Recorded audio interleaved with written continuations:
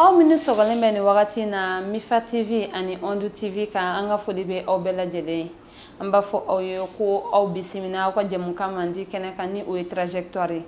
An tɛ sɛgɛn an tɛ ɲinɛ an b'o de fɔ aw ye trajectoire ale ye jɛmukan ye min ɲɛsinnen bɛ sifinnakaw ma minnu y'a dɔn ko dɔ kɛ bɛ mɔnɛ bɔ mɔgɔ la ka wuli ka dɔ kɛ u yɛrɛ ye n'u ma sigi ka jamana ta makɔnɔ. O hukumu kɔnɔna la bi an wulila ka se an balimakɛ dɔ ma. An bɛna an ka kuma baranin tɛnku a la sabula bamananw ka kuma don mɔgɔninfin bɛnnen bɛ a yɛrɛ de da. A bɛna a tɔgɔ n'a jamu fɔ an ɲɛna ani a yɛrɛ ye siya jumɛn ye a n'a bɛ bɔ min. N balimakɛ i ni ɲɔgɔn kuma. Somɔgɔw bɛ di? Nse. I bɛ se k'i tɔgɔ ni jamu fɔ ani an filɛlibagaw ye ani i yɛrɛ bɛ bɔ min i ye siya jumɛn ye? D'accord. Alhamdulilayi.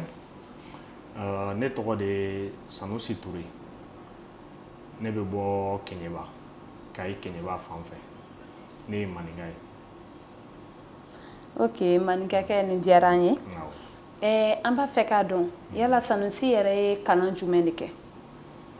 Ne ye kalan min kɛ o ye droit ye. Sariya kalan. Université Cheikh Anta Diop la, Dakar. Ok. I kɛlen kɔ ka droit kalan kɛ yala i bɛ ka droit in baara de kɛ parce que anw nana yɔrɔ min na an kɔni b'a dɔn yan nɔ ti sariya baara kɛ yɔrɔ ye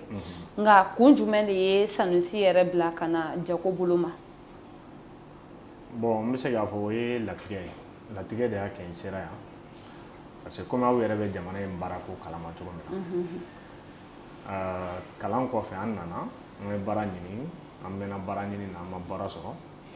Bon yanni an ka to sigilen komi an ka mɔgɔkɔrɔbaw an somɔgɔw jagokɛlaw don an donna u fɛ jago la sugu kɔnɔ ni cousin dɔ tun bɛ baara kɛ fɔlɔ an tun bɛ safunɛ feere savon Fatima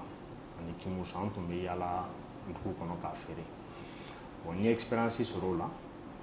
o baara faamu o baara in de ye faamu n'o expérience ye nin fana na se ma bi komi a bɛɛ ye domaine kelen ye a bɛɛ ye feere domaine ye. N ye n to yen sa ka yan baara fana sɔrɔ n nana yan alhamdulilayi. Ok. Sanusi an b'a fɛ k'a dɔn yala i yɛrɛ bɛ baara in kɔnɔ ɲinan y'a san joli ɲɔgɔnna ye? N bɛ baara in kɔnɔ ɲinan y'a san 6 ɲɔgɔnna ye san 6 7 nin y'o ye n bɛ baara in kɔnɔ san. Ok. Ni an ye aw ka baara yɔrɔ nin lajɛ aw yɛrɛ fɛ yen yan nɔ yala aw ka baara yɛrɛ bɛnnen bɛ mun de ma aw ka marchandise jumɛn bɛ dilan aw fɛ yan nɔ en quelque sorte? Bon yan nɔ an ka baara bɛnnen bɛ nɔnɔ de ma an bɛ nɔnɔ de baara yan an bɛ nɔnɔ mugu de feere yan ani nɔnɔ kɛnɛ ani lait caillé ani yaourt. An bɛ nɔnɔ mugu an b'a san ka bɔ kɔfɛ ka na k'a yɛlɛma an ka sachetw kɔnɔ yan nɔ an bɛ tila k'o nɔnɔ mugu kelen an b'a ta k'a ba yɛlɛma tuguni k'a kɛ nɔnɔ kɛnɛ ye k'a kɛ lait caillé ye k'a kɛ yaourt ye k'a feere. Ok. An b'a fɛ ka ɲininkali wɛrɛ fana kɛ i la yala aw ka o nɔnɔ minnu filɛ nin ye yala a bɛ ka feere Mali dɔrɔn de kɔnɔ yan wa tari lasigiden wɛrɛw b'aw la jamana wɛrɛw kan minnu fana bɛ o feere ninnu kɛ? Bon bi bi in na an bɛ yɔrɔ min na a bɛ feere la Mali kɔnɔ yan dɔrɔn de mais a bɛ an ka projet la ni Ala jɛna n'a ye don n'a nataw la ka taa n'a ye kɔfɛla la donc o ye nɔnɔ kɛnɛ ni lait caillé ninnu ni yaourt ye mais an ka nɔnɔ mugu alhamdulilayi ale bɛ feere jamana wɛrɛw kɔnɔ bi min tɛ yan dɔrɔn ye ale bɛ feere Burkina a bɛ feere Laginɛ donc mais an ka yaourt ninnu ni lait caillé de bɛ feere Mali la dɔrɔn mais ni Ala sɔnna don n'a nataw la an bɛ fɛ ka taa n'a ye nin jamana ninnu kɔnɔ tuguni. Ok. An ye faamuyali sɔrɔ o la. Sanusi an b'a fɛ k'a dɔn aw yɛrɛ jɛɲɔgɔnya jumɛn bɛ aw ni baarada tɔw cɛ i n'a fɔ minnu fana bɛ nɔnɔ muguw dilan parce que an b'a dɔn a baaradaw ka ca Mali kɔnɔna la nka jɛɲɔgɔnya jumɛn de bɛ aw n'u cɛ yala baaraɲɔgɔnya bɛ aw n'u cɛ wa walima a ko bɛ cogo di? Bon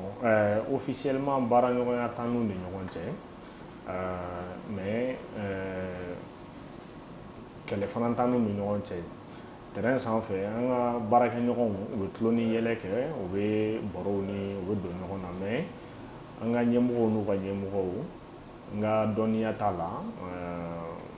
u baara ɲɔgɔnya tɛ u ni ɲɔgɔn cɛ o la an ni ɲɔgɔn cɛ o yɔrɔ in na quoi. Ok, n y'a faamuya. Depuis n'i bɛ baara in kɔnɔ fo kana taa se bi ma yala baara in yɛrɛ nafa jumɛn na se i ma ani i ye gɛlɛya jumɛn sɔrɔ baara in na sabu baara o baara a nafa bɛ yen wa a gɛlɛya fana bɛ yen i bɛ se k'i da don o dɔw la an ye.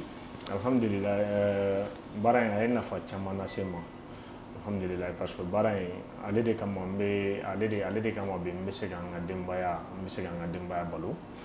o y'a nafa dɔ ye en même temps nafa wɛrɛ kɔfɛ a y'a to n ye mɔgɔ caman dɔn ni mɔgɔ caman ye ɲɔgɔn dɔn donc n ye faamuyali fana sɔrɔ ko caman b'a la parce que baara in n'i b'a la don o don i ni mɔgɔw bɛ ɲɔgɔn dɔn don o don i bɛ ko kuraw ye i bɛ faamuyali caman sɔrɔ diɲɛlatigɛ yɛrɛ taabolo la a y'olu caman nɔgɔya n ye et puis baara in a ye a to fana n y'a dɔn k'a fɔ n ye kalan min kɛ c'est à dire kalan in a nafa kalan hali ni kalan in ni baara in tɛ kelen ye mais a nafa bɛ baara in kɔnɔ parce que a b'i dɛmɛ ka hakilina ɲumanw sɔrɔ ka ɲini ka baara la évoluer k'a la taa ɲɛ hali bi quoi donc fɛn min ye gɛlɛyaw ye bon comme i y'a fɔ cogo min na ko fana gɛlɛya b'a la donc o gɛlɛya ninnu olu gɛlɛya ninnu olu tɛ gɛlɛya ye min bɛ adamaden bali k'a fɔ ko i tɛ sunɔgɔ ou bien i tɛ baara kɛ quoi donc olu ye don o don gɛlɛyaw ye diɲɛlatigɛ yɛrɛ taabolo ye cogo min na tuma dɔw la i bɛ taa sɔrɔ minɛn a ka d'an ye ka minɛn sɔrɔ k'a di client ma cogo min na an t'a sɔrɔ k'a d'u ma tan